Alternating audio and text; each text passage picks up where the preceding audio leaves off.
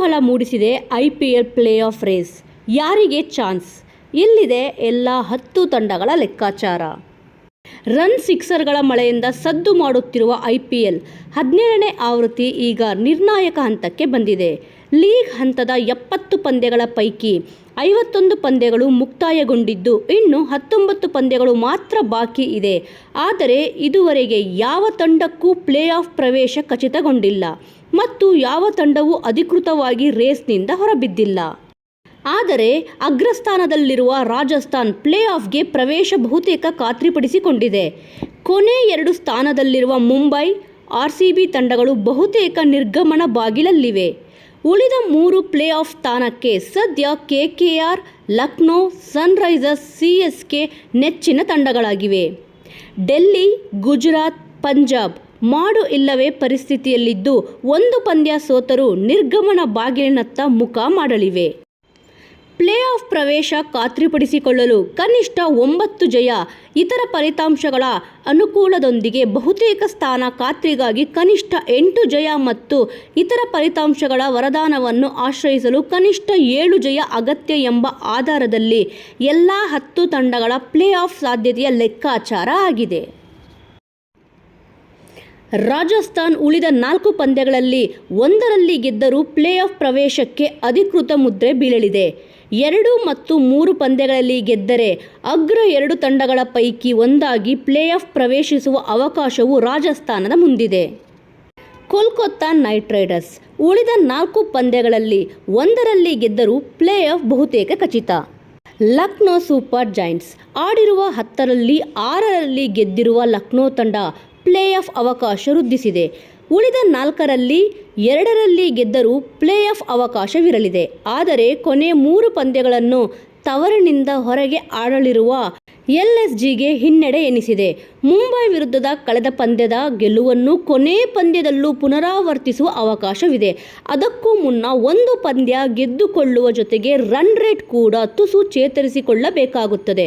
ಉಳಿದ 4ರಲ್ಲಿ 3ರಲ್ಲಿ ಸೋತರೆ ಲಕ್ನೋ ಬಾಗಿಲು ಬಹುತೇಕ ಬಂದ್ ಆಗಲಿದೆ. ಸನ್ರೈಸರ್ಸ್ ಹೈದರಾಬಾದ್ ಮೊದಲ 7ರಲ್ಲಿ 5 ಪಂದ್ಯ ಗೆದ್ದು ಸುಸ್ಥಿತಿಯಲ್ಲಿದ್ದ ಸನ್ರೈಸರ್ಸ್ ನಂತರ RCB, CSK ವಿರುದ್ಧ ಸತತ 2 ಪಂದ್ಯಗಳಲ್ಲಿ ಸೋತು ಸಂಕಷ್ಟಕ್ಕೆ ಸಿಲುಕಿತು. ರಾಜಸ್ಥಾನ್ ರಾಯಲ್ಸ್ ವಿರುದ್ಧ 1 ರನ್ ಜಯದಿಂದ ಮತ್ತೆ ಪ್ಲೇ ಆಫ್ ಅವಕಾಶ ವೃದ್ಧಿಸಿಕೊಂಡಿದೆ. ಉಳಿದ 4 ಪಂದ್ಯಗಳಲ್ಲಿ 2ರಲ್ಲಿ ಗೆದ್ದರೂ ಪ್ಲೇ ಆಫ್ ಅವಕಾಶವಿರಲಿದೆ. ಈ ಪೈಕಿ ಕೊನೆ 3 ಪಂದ್ಯಗಳನ್ನು ತವರಿನ ಹೈದರಾಬಾದ್ ಸ್ಟೇಡಿಯಂನಲ್ಲೇ ಆಡಲಿರುವುದು SRH ತಂಡಕ್ಕೆ ಬಹಳ ಅನುಕೂಲಕರ ಎನಿಸಿದೆ. ಚೆನ್ನೈ ಸೂಪರ್ ಕಿಂಗ್ಸ್ ಸನ್ರೈಸರ್ಸ್ ವಿರುದ್ಧ 78 ರನ್ಗಳಿಂದ ಗೆದ್ದ ಬೆನ್ನಲ್ಲೇ ಪಂಜಾಬ್ ವಿರುದ್ಧ ಸೋತಿದ್ದು ಹಿನ್ನಡೆ ತಂದಿದೆ.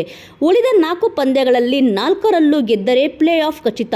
3ರಲ್ಲಿ ಗೆದ್ದರೂ ಇತರ ಲೆಕ್ಕಾಚಾರಗಳ ಆಧಾರದಲ್ಲಿ ಅವಕಾಶವಿರಲಿದೆ. ಆದರೆ ಚೆನ್ನೈ ಸೂಪರ್ ಕಿಂಗ್ಸ್ ತಂಡ ಕೊನೆ 4 ಪಂದ್ಯಗಳಲ್ಲಿ 1 ಪಂದ್ಯವನ್ನಷ್ಟೇ ತವರಿನಲ್ಲಿ ಆಡಲಿದೆ. ಡೆಲ್ಲಿ ಕ್ಯಾಪಿಟಲ್ಸ್ ಟೂರ್ನಿಯ ಉಳಿದೆಲ್ಲ ತಂಡಗಳಿಗಿಂತ ಮೊದಲಾಗಿ 11 ಪಂದ್ಯ ಆಡಿರುವ ಡೆಲ್ಲಿಗೆ ಇನ್ನು 3 ಪಂದ್ಯಗಳಷ್ಟೇ ಬಾಕಿ ಇದ್ದು ಈ 3ರಲ್ಲಿ ಗೆದ್ದರಷ್ಟೇ ಪ್ಲೇ ಆಫ್ ಆಸೆ ಇಡಬಹುದಾಗಿದೆ. ಉಳಿದ 3ರಲ್ಲಿ 2 ಪಂದ್ಯಗಳನ್ನು ಅಂಕಪಟ್ಟಿಯಲ್ಲಿ ತನಗಿಂತ ಮೇಲಿನ ಸ್ಥಾನದಲ್ಲಿರುವ ತಂಡಗಳ ವಿರುದ್ಧ ಆಡಲಿದೆ. ಅದರಲ್ಲೂ ಅಗ್ರಸ್ಥಾನಿ ರಾಜಸ್ಥಾನ್ ವಿರುದ್ಧ ಮುಂದಿನ ಪಂದ್ಯದಲ್ಲಿ ಡೆಲ್ಲಿ ತಂಡದ ಭವಿಷ್ಯವನ್ನು ನಿರ್ಧರಿಸಲಿದೆ. ಗುಜರಾತ್ ಟೈಟಾನ್ಸ್ 10ರಲ್ಲಿ 4 ಪಂದ್ಯ ಮಾತ್ರ ಗೆದ್ದಿರುವ ಗುಜರಾತ್ ಕೊನೆ 4 ಪಂದ್ಯಗಳಲ್ಲೂ ಗೆದ್ದರಷ್ಟೇ ಪ್ಲೇ ಆಫ್ ಆಸೆ ಇಡಬಹುದಾಗಿದೆ. ಕಳಪೆ ರನ್ ರೇಟ್ ಕೂಡ ದೊಡ್ಡ ಹಿನ್ನಡೆಯಾಗಿದೆ. ಅಂಕಪಟ್ಟಿಯಲ್ಲಿ ತನಗಿಂತ ಮೇಲಿರುವ 3 ತಂಡಗಳ ವಿರುದ್ಧ ಕೊನೆ 3 ಪಂದ್ಯಗಳನ್ನು ಆಡಲಿರುವುದು ಒತ್ತಡಕ್ಕೆ ಸಿಲುಕಿದೆ. ಪಂಜಾಬ್ ಕಿಂಗ್ಸ್ ಉಳಿದ 4 ಪಂದ್ಯಗಳಲ್ಲೂ ಗೆದ್ದರೆ ಪಂಜಾಬ್ ಈಗಲೂ ಪ್ಲೇ ಆಫ್ಗೆ ಅವಕಾಶವಿದೆ. ಜೊತೆಗೆ ರನ್ ರೇಟ್ ಕೂಡ ಸುಧಾರಣೆ ಕಾಣಬೇಕಿದೆ. ರಾಜಸ್ಥಾನ್ ಸನ್ರೈಸರ್ಸ್ ವಿರುದ್ಧ ಕೊನೆ 2 ತವರಿನಿಂದ ಹೊರಗಿನ ಪಂದ್ಯಗಳು ಪಂಜಾಬ್ ಸವಾಲು ಕಠಿಣಗೊಳಿಸಿದೆ. ಮುಂಬೈ ಇಂಡಿಯನ್ಸ್ ಟೂರ್ನಿಯ 11 ಪಂದ್ಯಗಳಲ್ಲಿ 8ರಲ್ಲಿ ಸೋತಿದ್ದರೂ ಗಣಿತಶಾಸ್ತ್ರದ ಪ್ರಕಾರ ಮುಂಬೈ ಇಂಡಿಯನ್ಸ್ ಇನ್ನೂ ಪ್ಲೇ ಆಫ್ ರೇಸ್ನಿಂದ ಹೊರಬಿದ್ದಿಲ್ಲ. ಆದರೆ 12 ಅಂಕಗಳೊಂದಿಗೆ ಮುಂಬೈ ಪ್ಲೇ ಆಫ್ಗೆ ಏರಬೇಕಾದರೆ ಪವಾಡವೇ ನಡೆಯಬೇಕು. ಉಳಿದ 3ರಲ್ಲಿ 2 ಪಂದ್ಯ ತವರಿನಲ್ಲಿ ಆಡಲಿರುವ ಅನುಕೂಲವಿದ್ದರೂ 5 ಬಾರಿಯ ಚಾಂಪಿಯನ್ ತಂಡಕ್ಕೆ ಕೊನೆ ಸ್ಥಾನ ತಪ್ಪಿಸಿಕೊಳ್ಳಲು ಹೋರಾಡುವುದು ಒಂದೇ ಬಾಕಿ.